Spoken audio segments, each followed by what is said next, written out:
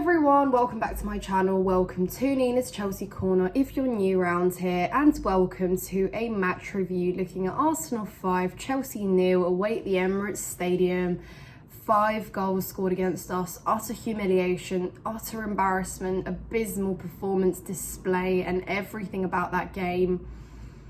Tarnishing our London derby history with Arsenal. Yeah, not fun, guys. I had the pleasure of experiencing that in the Emirates Stadium, and I stayed till the end because I love the pain, don't I?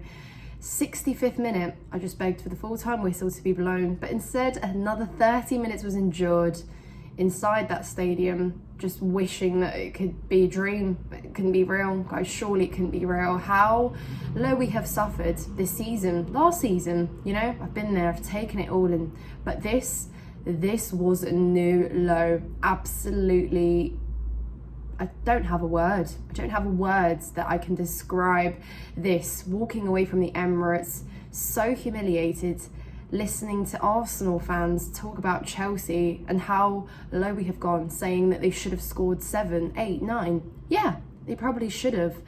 Not only did we concede 5 goals against them, not only are they top of the table, but we have helped them with goal difference as well.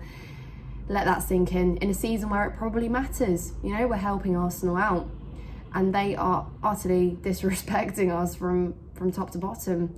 We knew we went to this game, it wouldn't have been embarrassing, it wouldn't have been a secret to anyone, or it wouldn't have been a surprise to anyone that we could have lost this game 1-2-0, you know, but I would have liked to walk away with some dignity, having put in a shift in a London derby, put in a performance at least to take something away from this game.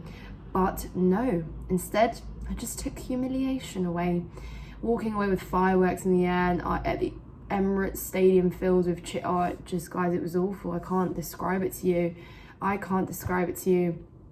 But yeah, it was unacceptable. Every single one to blame. Players, manager, recruitment, the board owners. I blame everyone collectively.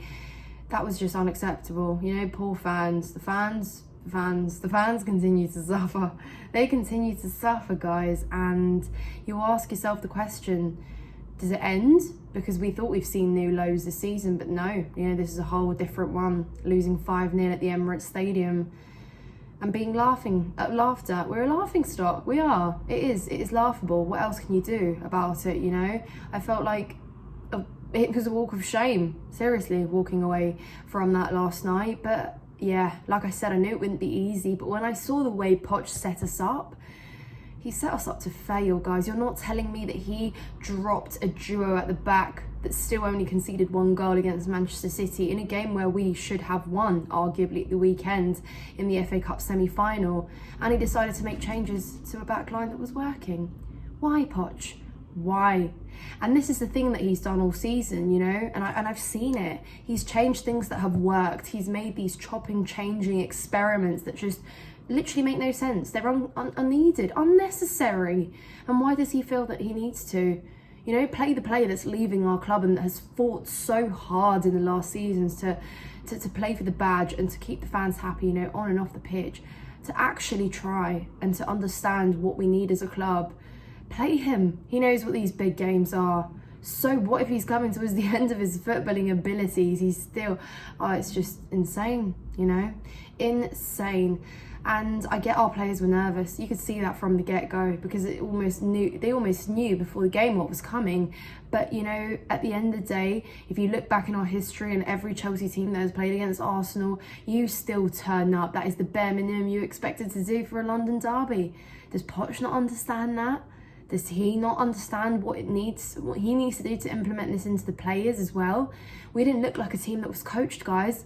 There was just no communication, no chemistry from our back line into midfield, into our attack. It was like they just met before the game started. Hello, mate, you all right? Yeah.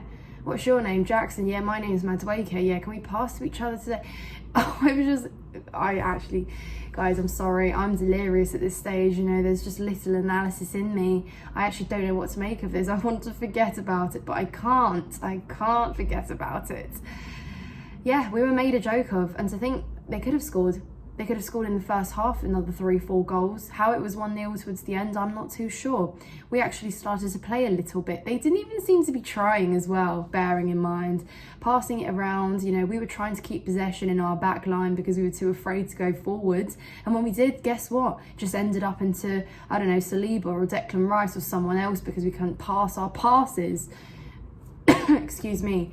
So yeah, it seems that we lack the basics of football. It seems that we were absolutely, you know, shown the difference in quality between the two teams this season and in the last 2 seasons as well. Yeah, you thought last season was bad. Well, did you see that last night?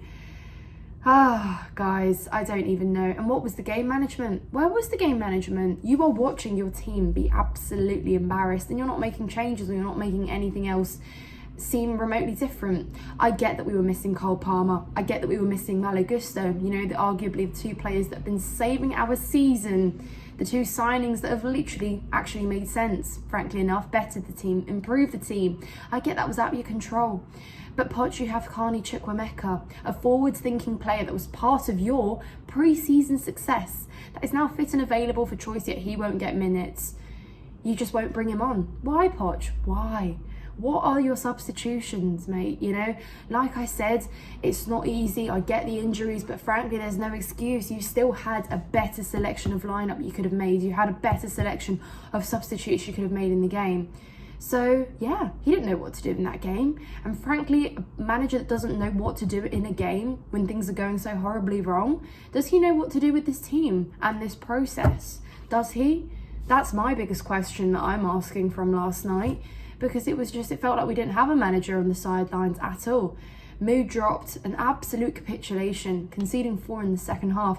You know, we've joked all season about coming out looking worse in the second half, but that was a different level. Thanks, Chelsea. Thanks for showing us new lows. How low can you go is the biggest question. That's defining Chelsea's season pretty much. The amount of goals we've conceded, the stats, everything that's just coming out is just so poor. It's like we are digging new pits, jumping in, trying to crawl out, maybe crawling out on some games. That's what our season's been. Remember when we beat Everton 6-0? And frankly, don't you even dare say it was just Everton, because we've not been competitive against anyone in the league. So no disrespect to Everton. That was a big win for us, a massive win. And then to go and to lose at Wembley just a few days later and then be absolutely embarrassed all in the space of a week by Arsenal on a Tuesday night. So yeah, it's just frankly not good enough. We were losing the basics of football in that game. Nothing. We were trying to play it through the middle in the first half, and we saw it literally couldn't happen. We weren't making runs, and then in the second half it was just, here you go, Arsenal, because you know you need more chances. You need some gifts. Here is some more. Kai Havertz scoring to just put more salt in the wounds. Yeah, well, that was written in the stars, wasn't it? Kai Havertz scoring 2 goals against us. Yeah, guys, I can't think of many ways that night could have been any worse, apart from, well, the scoreline, which actually could have been. So yeah, great. I was hoping for us to just put a shift in and look remotely interested in getting something out of it, but the quality is just so far apart that, yeah, guys, it's hard to defend. It's hard to excuse. There are no excuses for last night. Yeah, we had some of our best players out. That just proves it, doesn't it? But we are just individual moments of brilliance throughout this season. That's exactly what has gotten us out of games. Cole Palmer, FC. Yeah, well, frankly, we are. Frankly, that is what we are. What was Cole thinking on the bench watching that? Well, not even on the bench because he wasn't even there, bless him. But what was he thinking watching that? Must have not been pleased, has he? Oh dear, guys. Villa Park. Next trip to Villa Park. Yeah, we won once there, but does that mean that we go and we win again? I don't know. It wouldn't surprise me. That's literally Chelsea's season. Unpredictable. You don't know what you're getting. Do we even deserve European football? How do we tackle European football with cup fixtures, with league fixtures, if we've been this inconsistent this season? You know, I'd love to say it's a building block, but frankly, what are we building here? Anyways, guys, that's all from me. I hope you've enjoyed this video. Leave a like, leave a comment, let me know how you feel. Subscribe to my channel if you haven't done so already, and yeah, up the Chels.